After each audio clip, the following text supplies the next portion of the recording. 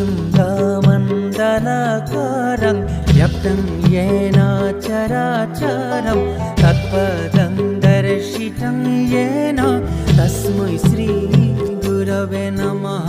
गुरवे नमः, गुरवे नमः। अखण्डमण्डलाकारं व्याप्तं येन चराचरं तत्पदं दर्शितं येन तस्मै श्री गुरवे नमः। गुरवे नमः, गुरवे नमः। अखण्डमण्डलाकारं व्याप्तं येन चराचरं तत्पदं दर्शितं येन तस्मै श्री गुरवे नमः। गुरवे नमः, गुरवे नमः।